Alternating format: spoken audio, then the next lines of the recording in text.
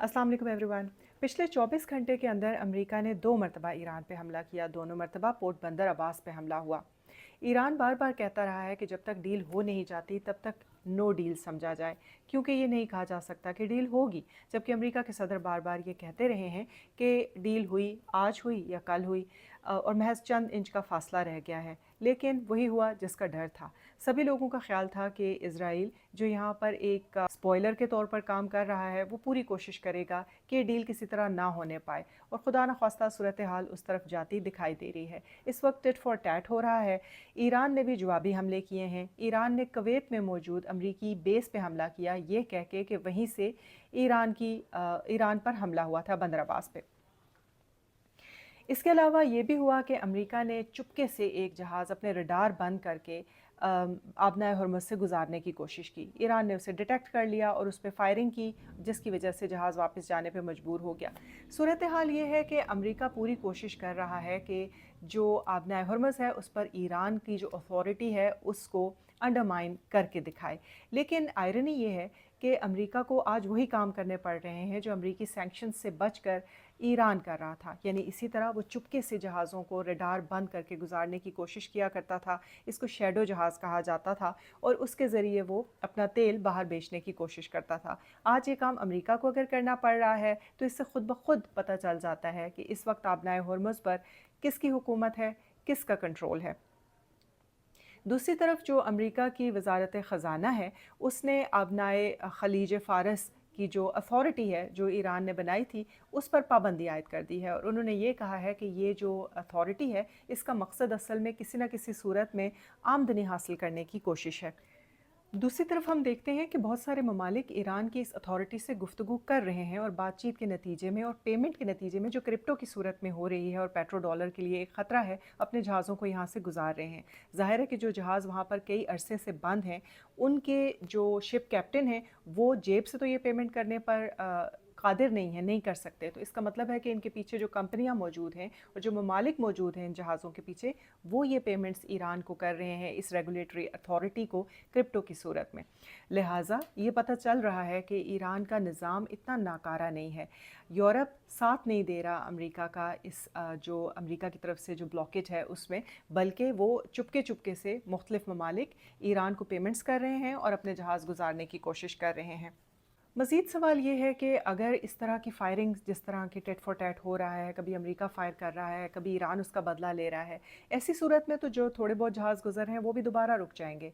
तो फिर जो अमेरिका का असल मकसद है कि आबनाए हरमुज़ को खोला जाए, अमेरिका ये समझने से कासिर दिखाई दे रहा है कि उसके जो रद्द-ए-अमल में किए गए इक़दामात हैं, उनकी वजह से उसका अपना जो एजेंडा है वो मुतासर हो रहा है। तो जो बार बार कहा जाता है कि अमेरिका के पास कार्ड्स नहीं रहे और कार्ड्स इस वक्त ईरान के पास हैं, कहीं ये बात दुरुस्त साबित तो नहीं हो रही। अमेरिका के हर जो अगला कदम वो उठाता है उससे यही बात तो साबित नहीं हो रही, ये एक अहम सवाल है।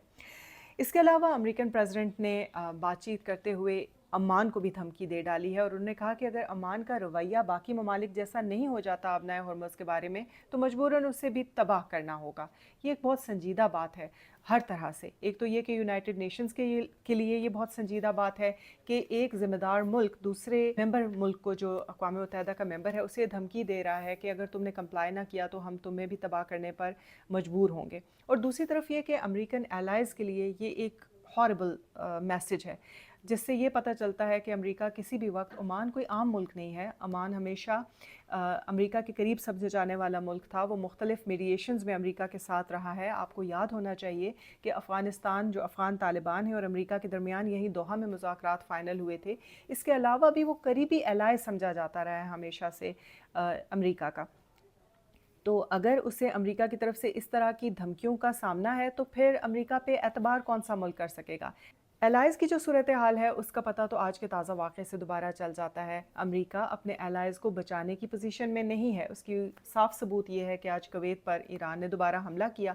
हमला तो उस अमरीकी बेस पे किया जिससे ईरान पर हमला हुआ था, लेकिन कुवैत पर हमला तो बहरहाल हुआ। इसका मतलब है कि अमेरिका अपने एलाइज़ को बचाने में कामयाब नहीं हो पा रहा। तो ये सूरत हाल अमेरिका के सदर को समझनी चाहिए। अभी दोबारा ये सूरत हाल मालूम होती है बैरूत का। हम देखते हैं कि बैरूत के बाद अब उन्होंने सूर کو احکامات جاری کر دیے ہیں اسرائیل نے کہ خالی کر دیا جائے. جو لوگ ابھی پچھلا شہر خالی کر کے آئے تھے ان پہ دوبارہ سے بمبارڈمنٹ شروع ہو گئی ہوئی ہے. تو پھر صاف پتہ چلتا ہے کہ اس وقت سٹیئرنگ جو ہے وہ امریکہ کے ہاتھ میں نہیں ہے بلکہ نیتن یاہو کے ہاتھ میں ہے. اسرائیل ہی اس وقت امریکہ کی جو فورن پالیسی ہے اس کو طے کر رہا ہے، اور امریکی صدر یہ نہیں چاہتے کہ وہ ایک ہارے ہوئے شخص کے طور پہ، ایک ہارے ہوئے صدر کے طور پر تاریخ میں یاد کیے جائیں. حالانکہ امریکی صدر کے پاس بہت سارا موقع ہے کہ وہ اپنی، اگر ڈیل ہو جاتی ہے تو وہ اپنی اس جو خفت ہے اس کو کامیابی میں بدلنے کا نیریٹو بنا سکتے ہیں. ڈونلڈ ٹرمپ کو یہ خاص بات آتی ہے کرنی، مگر ابھی ایسا معلوم ہوتا ہے کہ امریکہ اپنے جو مڈ ٹرمز الیکشنز ہیں اس کی پرواہ نہیں کر رہا، اور اس کے سارا فوکس اس بات پہ ہے کہ وہ کمزور دکھائی نہ دیں، امریکی صدر کمزور دکھائی نہیں دیں. جبکہ باقی جو ماہرین ہیں سوائے امریکہ اور اسرائیل کے، تمام ممالک ہی اس بات کو سمجھ رہے ہیں کہ چاہے اسٹریٹجک حساب سے دیکھا جائے یا چاہے پولیٹیکل حساب سے دیکھا جائے، جنگ امریکہ آلریڈی ہار چکا ہے. کیا امریکہ اتنا ہی وقت اس مرتبہ بھی لے گا جتنا اس نے ویتنام میں اپنی شکست کو تسلیم کرنے میں لیا تھا؟ اور کیا اس دوران دنیا کی اکانومی اس نہج پہ پہنچ جائے گی جہاں سے واپسی پھر ممکن نہیں ہوگی اور اس کلف سے محض گرنا ہی ہوگا؟ اور کیا دنیا کو دوبارہ سے وہی ورلڈ ریسیشن دیکھنی پڑے گی جو 1900s کے اوائل میں دنیا نے دیکھی تھی؟ ان سب باتوں کے جوابات آنے والے دنوں میں دیے جائیں گے. دیکھنا یہ ہے کہ اب یہ اونٹ کس کروٹ بیٹھتا ہے. یہ دیکھنا ہے کہ کیا ڈیل ہو سکے گی یا بالآخر اسرائیل اپنے مقاصد میں کامیاب ہو جائے گا.